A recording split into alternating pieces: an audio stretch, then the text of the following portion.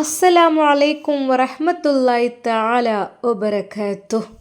ഷെഫി ഉസ്താദും ഉമ്മയും തിരിച്ചു പോരുവാൻ വേണ്ടി നിൽക്കുകയാണ്. സീനത്തിൻ്റെ മനസ്സിലും വേഗം വീട്ടിലേക്ക് പോരണം എന്ന് തന്നെയായിരുന്നു. എന്തൊക്കെ തന്നെയായാലും തൻ്റെ ഭർത്താവും ഭർത്താവിൻ്റെ ഉസ്താദുമെല്ലാം ചൊല്ലിയ ആ ഒരു മൗലിദ് പാരായണം കേൾക്കാൻ വരെ അവൾക്ക് തീരെ മനസ്സിലായിരുന്നു. അല്ലെങ്കിലും അവൾക്ക് അതിലൊട്ടും താല്പര്യവുമില്ലായിരുന്നു. എന്നാലും ആളുകളുടെ ഇടയിൽ അവൾ അങ്ങനെ ഇരിക്കുകയായിരുന്നു.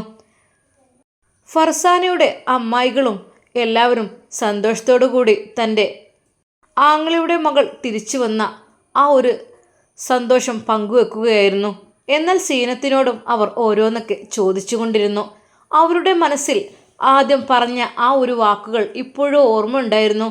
എടി, എപ്പോഴും പറയായിരുന്നു ഇക്കാക്ക അത് മോളെ ഷെഫി ഉസ്താദിനെ കൊണ്ട് കെട്ടിക്കാന്നുള്ളത്. എന്താ ചെയ്യുക, അപ്പോഴത്തെ ആ കുട്ടീൻ്റെ ഓരോ ബുദ്ധിമോശം കൊണ്ട് അങ്ങനെ ആയിപ്പോവുകയും ചെയ്തു. ആ കുട്ടിനെ അവൾക്ക് നഷ്ടപ്പെട്ടും ചെയ്തു. കാരണം എന്ത് ചെയ്യുക, അങ്ങനെയൊക്കെ ഓരോ കുട്ടികൾ മുന്നിൽ കൊണ്ട് വന്നാൽ കുട്ടികളെ ഭാവി നശിക്കും. റബ്ബേ, പെൺകുട്ടികളെ കാത്ത് രക്ഷിക്കണേ. പെൺകുട്ടികളെന്നല്ല ആൺകുട്ടികളും ഇപ്പം പല കെണികളിലും വലകളിലും പെട്ടുപോകുന്നുണ്ട്. റബ്ബേ, ആൺകുട്ടികളെന്ന് വിചാരിച്ചിട്ട് നമുക്ക് വിശ്വസിച്ച് പറഞ്ഞേക്കാൻ പറ്റൂല.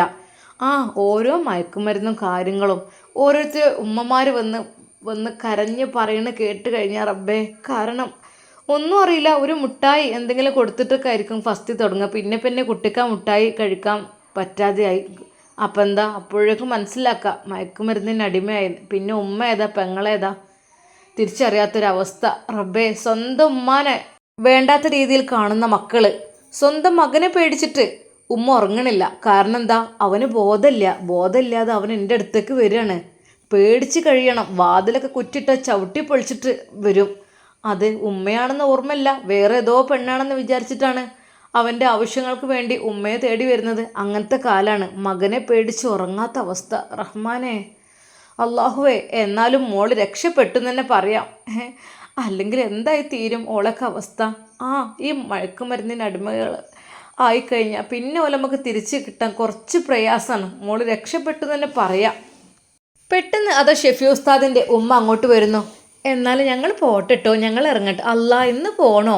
ഉള്ള സൗകര്യത്തിൽ ഇവിടെ നിൽക്കാലോ. ഉമ്മയുടെ വാക്കുകൾ. അല്ല, ഇൻഷാ അല്ലാ, മോൻ എപ്പോഴും വരാറുണ്ടല്ലോ. എന്താ ആവശ്യം ഉണ്ടെങ്കിലും വിളിച്ചോണ്ട് കേട്ടോ. നിങ്ങൾ പ്രയാസപ്പെടേണ്ട, ഒന്നിനോ ഉണ്ടല്ലോ. ഓൻ ഉള്ളിടത്തോളം കാലം. ആയിക്കോട്ടെ, ഓൻ വരലുണ്ട്, ഞങ്ങൾക്ക് എല്ലാ കാര്യത്തിനും ഹെൽപ്പാക്കലുണ്ട്.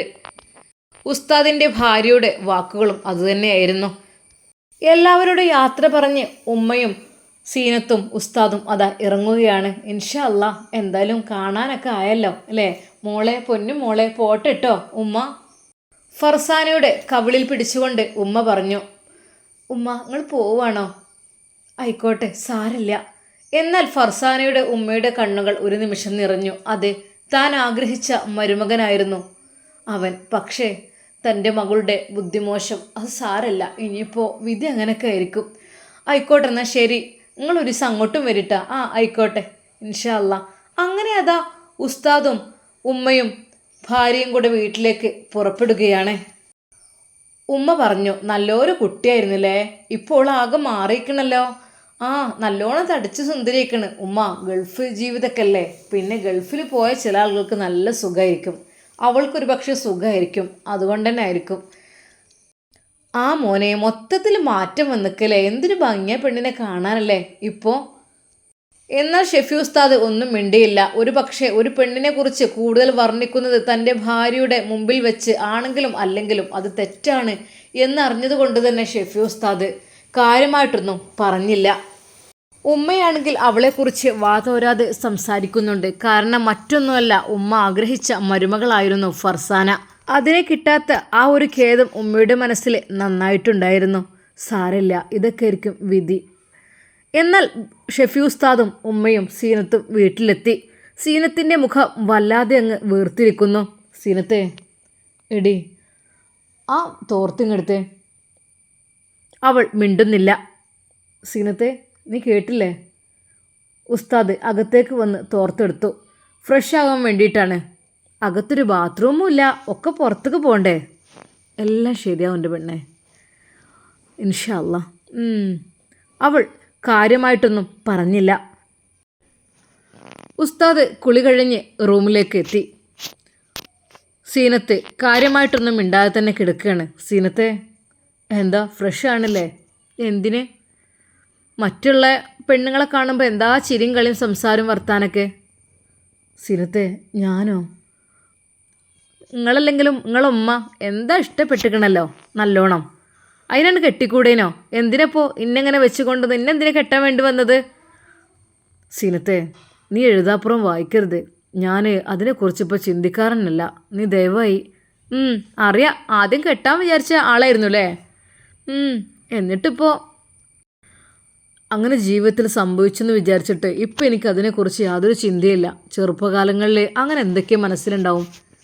ചെറുപ്പകാലങ്ങളിൽ ഇപ്പോഴും നിങ്ങളെ മനസ്സിൽ ഓളുണ്ട്, അതെനിക്ക് നന്നായിട്ടറിയാം. സീനത്തെ നീ വെറുതെ ഓരോന്ന് ആലോചിച്ച് ചിന്തിച്ചുണ്ടാക്കല്ലേ.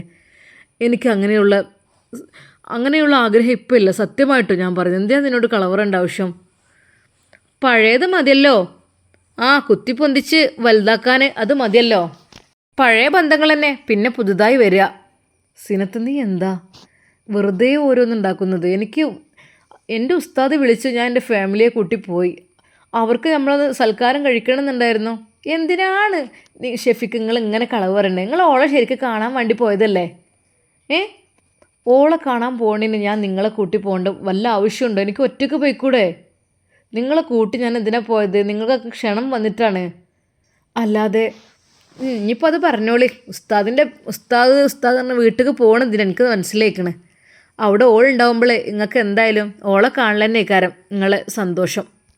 അല്ലാതെ നമ്മളോടൊന്നും സ്നേഹമില്ല. എൻ്റെ അടുത്തൊരു തെറ്റ് പറ്റിയപ്പോൾ എന്തൊക്കെയായിരുന്നു ഉപദേശവും കാര്യങ്ങളും ഒക്കെ. ഇപ്പോൾ അതൊന്നും ഇല്ലല്ലോ.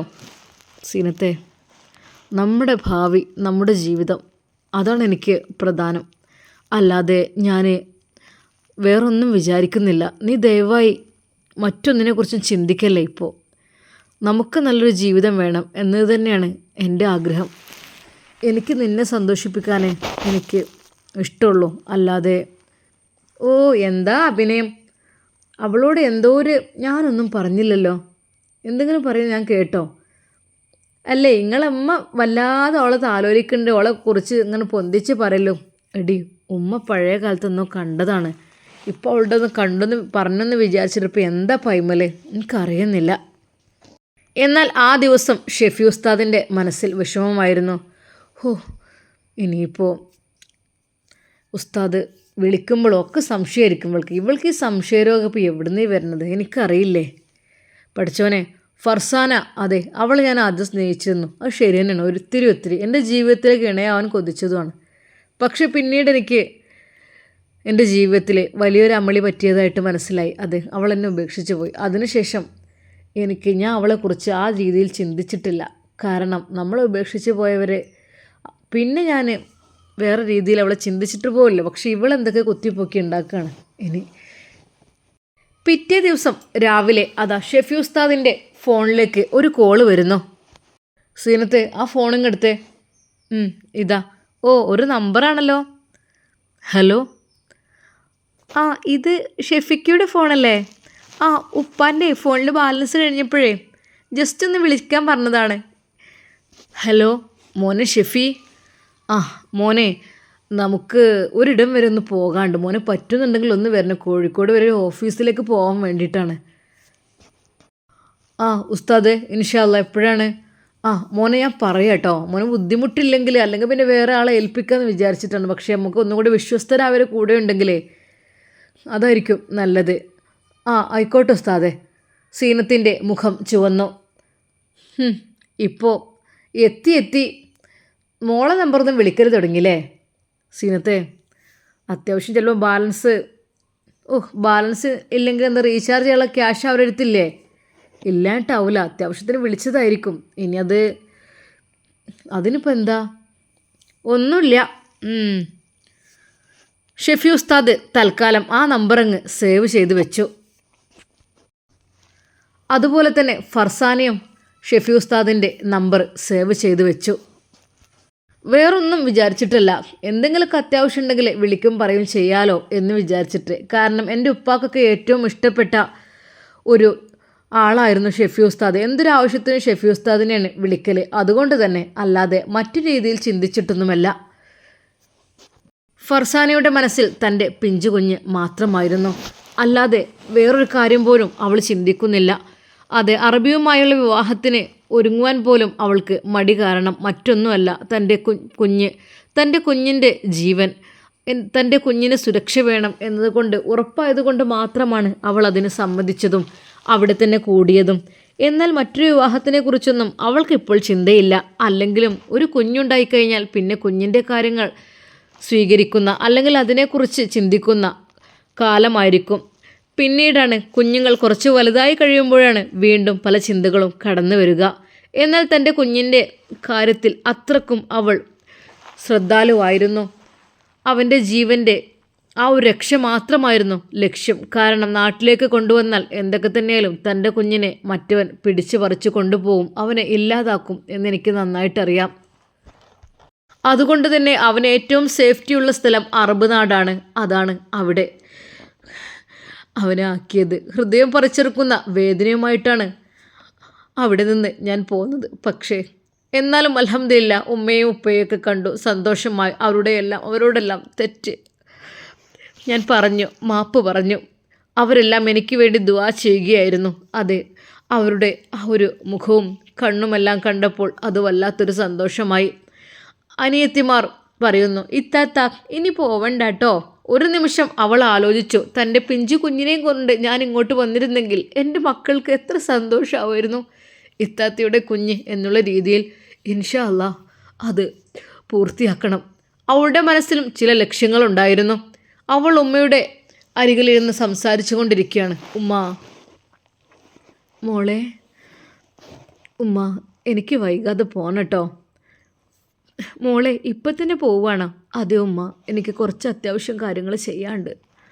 എന്തേ മോളെ? അല്ല, എൻ്റെ മോള് ഇങ്ങനെ നിന്നാൽ മതിയോ? ഉമ്മ, എന്നെ ഇനി ആർക്ക് പറ്റാനാ? ഞാനൊരു തൻ്റെ കൂടെ ചാടിപ്പോയതല്ലേ, ഞാൻ ഒരു മുസ്ലിമിൻ്റെ കൂടെ പോയതല്ലേ ഉമ്മ. എന്നെ ആർക്കും ഇനി പറ്റൂല ഒരിക്കലും. ആര് പറഞ്ഞു മോളെ? അതിനൊക്കെ പഠിച്ചൊന്ന് കണ്ടിട്ടുണ്ടാവും എങ്ങനെയെങ്കിലൊക്കെ. മോള് വിഷമിക്കല്ലേ, എന്തെങ്കിലുമൊക്കെ വഴിയുണ്ടാകും. വേണ്ടുമ്മ, ഇനിയൊരു ജീവിതം അതൊന്നും വേണ്ട. സത്യം പറഞ്ഞാൽ വിവാഹത്തെക്കുറിച്ച് പറയുമ്പോഴെല്ലാം അവൾ പതുക്കെ തെന്നി മാറുകയായിരുന്നു. ഉപ്പയും അതായിരുന്നു പറഞ്ഞത്. ഇനി എൻ്റെ കുട്ടിക്ക് റബ്ബേ എങ്ങനെ കല്യാണം? അതെന്തൊക്കെ തന്നെയാലും പേര് നാട് മൊത്തം പരന്നതാണ്. അതുകൊണ്ടൊരിക്കലും ഇക്ക നിങ്ങൾ വിഷമിക്കില്ലേ? പഠിച്ചോം ഓരോന്ന് കാണുന്നില്ലേ? ആ കാര്യത്തിലൊന്നും അവൾക്ക് വിഷമം ഉണ്ടാവില്ല. അവൾ ഗൾഫിലേക്ക് തന്നെ തിരിച്ചു പോകണമെന്നാണ് പറയുന്നത്. അവിടെ അറബി വീട്ടിൽ അവൾക്ക് നല്ല സുഖമാണത്രേ. പാവം എൻ്റെ കുട്ടി അറബിയും നാട്ടിൽ അവൾക്ക് കാര്യമായി അവിടെ ജോലിയൊന്നും ഇല്ല അത്രേ. അവളെ അവിടെ ഒരു വളർത്തുപുത്രിയായിട്ടൊക്കെ നിൽക്കുന്ന രീതിയിലാണെന്നൊക്കെ പറഞ്ഞത്. സത്യമാണോടെ നീ പറയുന്നത്? അങ്ങനെ പറയുന്നതാ അവൾ, ആർക്കറിയാം. പക്ഷെ അവളുടെ ശരീരവും ചേലും കോലൊക്കെ കണ്ടിട്ട് അവൾക്കവിടെ നല്ല സുഖമാണെന്നാണ് തോന്നുന്നത് അല്ലേ? അവളുടെ അതേടി, നമ്മളെ കുട്ടി പഴയതിനേക്കാൾ 10 ഇരട്ടി സൗന്ദര്യം വെച്ചിട്ടുണ്ട്. എത്ര മനോഹരമാണ് അവളെ കാണാൻ. അതേ ഇക്ക, മൊത്തത്തിൽ എല്ലാം കൊണ്ടും നല്ലൊരു പെണ്ണായി മാറിയിട്ടുണ്ട് അവൾ ജോലിക്കാരിയാണ്, അവിടെ ഗദ്ദാമയായി നിൽക്കുകയാണെങ്കിൽ ഒരിക്കലും അവളുടെ ശരീരം അങ്ങനെ ആവുമായിരുന്നില്ല.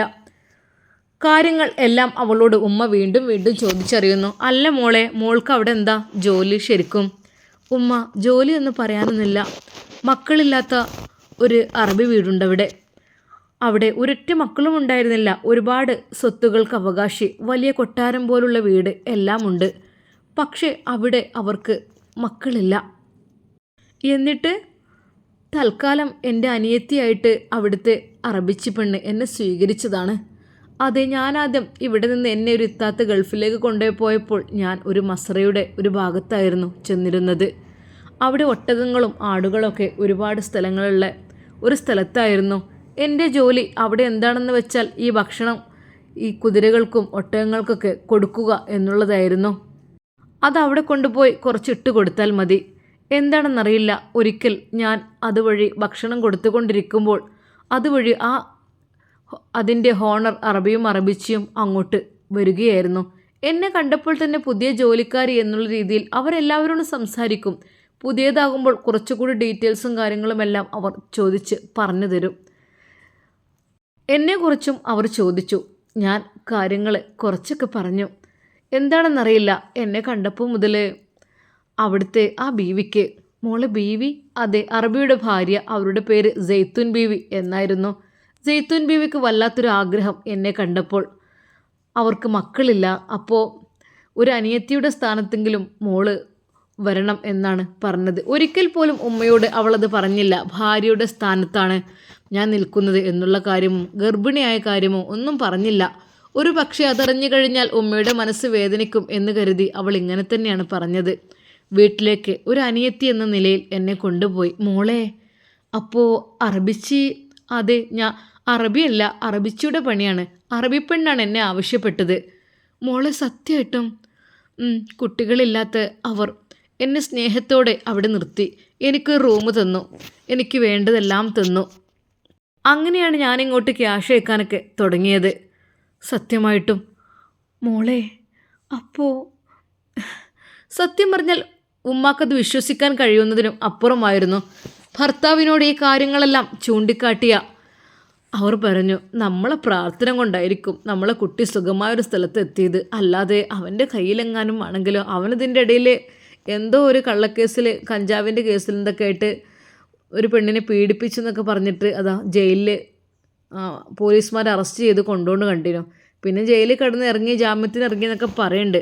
ആ തള്ള ആ ചെക്കനെ കൊണ്ട് ഇടങ്ങാറായിക്കണേ. എന്താ ചെയ്യുക, പെങ്ങളും 2 മക്കളും ഉണ്ട് ആ വീട്ടിൽ. ആ കുട്ടികളും ഇടങ്ങാറായി. ഇവനിങ്ങനത്തെ രീതിയിലുള്ള സ്വഭാവമാണ്. പൂത്ത പൈസയാണെന്നാണ് പറയണത്. എങ്ങനെയാണ് ക്യാഷ് കിട്ടുന്നത് അറിയില്ല. നമ്മളെ മോളും ഒരിക്കൽ അതിൽ പെട്ടുപോയതാണ്. റബ്ബേ പഠിച്ചോനെ, ഏതായാലും നമ്മളെ മോള് രക്ഷപ്പെട്ടു, അൽഹംദുലില്ല എന്ന് തന്നെ പറയാം. ആ രാജേഷ് എന്ന് കേൾക്കുമ്പോൾ തന്നെ മനസ്സിൻ്റെ ഉള്ളിൽ കൂടെ ഒരു കാളലാണ്. ഓൻ്റെ ചേലും കോലും എല്ലാം കൂടി കാണുമ്പോൾ റബ്ബേ, ഒരു പെൺകുട്ടിയും ഓൻ്റെ കെണിയിൽ പെടുത്താതിരിക്കട്ടെ. അല്ല, ഓൻ ഈ പോലീസ് പൊക്കിക്കൊണ്ടേ പിന്നെ എങ്ങനെ ഓൻ ഇറങ്ങണത്? അവൻ്റെ പിന്നിൽ ആരൊക്കെയുണ്ടടി? വലിയ വലിയ ബിസിനസ് മേഖലയിലൊക്കെ പ്രവർത്തിക്കുന്ന ഒരുപാട് ആളുകളുണ്ട്, പൈസക്കാരുണ്ടെങ്കിൽ പിന്നെ ഇപ്പം എന്താ, ഇറക്കാൻ പണിയില്ലല്ലോ. ഇവന് പല ബിസിനസ്സുണ്ട്, കാര്യമായിട്ട് പെൺകുട്ടികളെ വിവാഹ വാഗ്ദാനം നൽകി തട്ടിക്കൊണ്ടു പോവുക, സ്നേഹം അഭിനയിക്കുക, ഇതൊക്കെ തന്നെ. നമ്മളെ മോള് എങ്ങനെ രക്ഷപ്പെട്ട് എനിക്ക് അറിയണില്ല റബ്ബേ. അല്ലെങ്കിൽ നമ്മളെ മോള് ഏതൊക്കെ തെരുവുകളിൽ ആ ജോലിക്ക് പോകുന്നുണ്ടാവും. പഠിച്ചോൻ കാത്തതാണ്. പഠിച്ചോൻ നമ്മളെ കൈവിടൂല. ഏതായാലും നമ്മളെ മോൾ രക്ഷപ്പെട്ടല്ലോ. അറബിയുടെ വീട്ടിൽ എന്നൊക്കെ പറയുമ്പോൾ അതിനൊരു അന്തസ്സുണ്ടല്ലോ. മോൾക്ക് തിരിച്ചു പോകണം എന്ന് തന്നെ പറയുന്നത് ഏതായാലും 1 മാസത്തിനെന്ന് കരുതി വന്നതല്ലേ. എന്നാൽ ഈ സമയം അതാ ജെയ്ത്തുൻ ബീവി അങ്ങ് അറബ് നാട്ടിൽ കുഞ്ഞ് പതുക്കെ അതാ ജെയ്ത്തുൻ ബീവിയോട് കൂടുതൽ ഇഷ്ടം തോന്നി തുടങ്ങിയിരിക്കുന്നു. ജെയ്ത്തുൻ ബീവി കുഞ്ഞിൻ്റെ ഉമ്മയായി, സെയ്ഫ് അറബി ഉപ്പയായി. അവരെ നല്ല രീതിയിൽ കുഞ്ഞിനെ അവർ സ്നേഹിക്കുന്നുണ്ട്. എങ്കിലും അമ്മിഞ്ഞ് കൊടുക്കാൻ സമയമാകുമ്പോൾ അത് വല്ലാത്തൊരു വിഷമമാണ്. അറബി പറയും, നീ കൊടുത്തോ പെണ്ണേ, നിൻ്റെ കുട്ടി തന്നെയല്ലേ. അതെ, വെറുതെ കുഞ്ഞിൻ്റെ കരച്ചിലൊന്ന് അകറ്റുവാൻ വേണ്ടി മാത്രം അത് കൊടുക്കും. പാവം കുഞ്ഞ് ജെയ്ത്തുൻ ബീവിയുടെ മുല കുടിച്ചുകൊണ്ട് അങ്ങ് ഉറങ്ങിപ്പോകും. എന്നാൽ ഈ സമയം ജെയ്ത്തുൻ ബീവിക്ക് തൻ്റെ സ്വന്തം കുഞ്ഞ് പാൽ കുടിക്കുന്നത് പോലെയാണ് തോന്നുന്നത്. അതെ, തനിക്കതിനുള്ള ഭാഗ്യമുണ്ടായിട്ടില്ല. എങ്കിലും നൂർമോൻ അവൻ നല്ല രീതിയിൽ പാല് കുടിക്കുന്ന പോലെ അഭിനയിക്കുകയാണോ അറിയില്ല. അല്ലാഹു സുബ്ഹാനഹു വ തആല എനിക്കൊരു കുഞ്ഞിനെ തന്നതുപോലെ തന്നെയാണ് അവൾക്ക് ഉണ്ടാകുന്ന അനുഭവം. സത്യമായിട്ടും കുഞ്ഞിന് എല്ലാ രീതിയിലുള്ള പ്രോട്ടീൻ ഭക്ഷണ സാധനങ്ങളും എല്ലാം നൽകും. വല്ലാതെ കരയുമ്പോൾ അമ്മിഞ്ഞ നൽകും. ഇതുപോലെയാണ് അവിടെ അവൾ ചെയ്തു പോയിരുന്നത്. സെയ്ഫിന് അത് കാണുമ്പോൾ വല്ലാത്തൊരു സന്തോഷമാണ്. റബ്ബേ, തൻ്റെ ഭാര്യയുടെ മടിയിലൊരു കുഞ്ഞ് എന്നൊക്കെ പറയുമ്പോൾ. എങ്കിലും ജെയ്ത്തുൻ ബീവിക്ക് ഒരു സങ്കടം ഉണ്ടായിരുന്നു. അർബ, നമ്മൾ എത്ര എന്ന് വിചാരിച്ച് കുഞ്ഞിനെ പറ്റിക്കും? അവൾ എന്ന് വരും? ഒന്ന് വിളിച്ചു നോക്കിയാലോ? വേണ്ട, 1 മാസമെങ്കിലും അവിടെ നിന്നോട്ടെ, വിഷമിപ്പിക്കണ്ട. അതാണ് നല്ലത്. അവളുടെ ഉമ്മയുടെ ഉപ്പയുടെ അടുത്ത് പോയിട്ട് സങ്കടങ്ങളും ഒക്കെ പറഞ്ഞ് അവൾ നല്ല ഫ്രഷായി തിരിച്ചു വരട്ടെ ഇൻഷാ അല്ലാ. അതെല്ലാം കഴിഞ്ഞ് തിരിച്ചു വന്ന് പ്രിയപ്പെട്ട ഫർസാനയെ സ്വന്തമാക്കണം എന്നായിരുന്നു അറബിയുടെ ആഗ്രഹം. അതെ, ഒരു കുഞ്ഞു പോരാ, ഇനിയും എനിക്ക് കുഞ്ഞുങ്ങൾ വേണം. എൻ്റേതായിട്ട് എൻ്റെ ചോരയിൽ പിറന്ന ഒരു കുഞ്ഞ്, അതാണ് ഞാൻ ആഗ്രഹിക്കുന്നത്. പക്ഷേ ഈ കുഞ്ഞിനോട് ഒട്ടും സ്നേഹം കുറവില്ല റബ്ബേ. അവൾ പ്രസവിച്ചതല്ലേ, അതുകൊണ്ട് ഇതും എൻ്റെ കുഞ്ഞു തന്നെയാണ്. പക്ഷേ എൻ്റേതെന്ന് പറയുവാൻ എനിക്ക് എപ്പോഴും അവകാശപ്പെടുന്ന ഒരു കുഞ്ഞ് അത് വേണം. അതിന് ഫർസാന ഇങ്ങോട്ട് എത്തണം. പെട്ടെന്ന് നിക്കാഹ് കഴിച്ച് അവൾ സ്വന്തമാക്കി മറ്റൊരു കുഞ്ഞ് പെട്ടെന്ന് തന്നെ വേണം. അതാണ് എൻ്റെ മനസ്സിലെ ആഗ്രഹം. അതെ, സൈത്തൂൻ ബീവിക്ക് ഇനിയും കുഞ്ഞുങ്ങളെ സമ്മാനിക്കണം. താനൊരു പിതാവാണ് എന്ന് ഇതുവരെ എനിക്ക് തെളിയിക്കാൻ കഴിഞ്ഞിട്ടില്ല. ഇനിയെങ്കിലും അത് തെളിയിക്കണം. അറബിയുടെ ആഗ്രഹം അതൊക്കെയായിരുന്നു. ഇൻഷാ അല്ലാഹ് നമുക്കിതിൻ്റെ ബാക്കി ഭാഗം നാളെ കാണാം. അതുവരേക്കും എല്ലാവർക്കും അസ്സലാമു അലൈക്കും വറഹ്മത്തുള്ളാഹി തആല വബറകാതുഹു.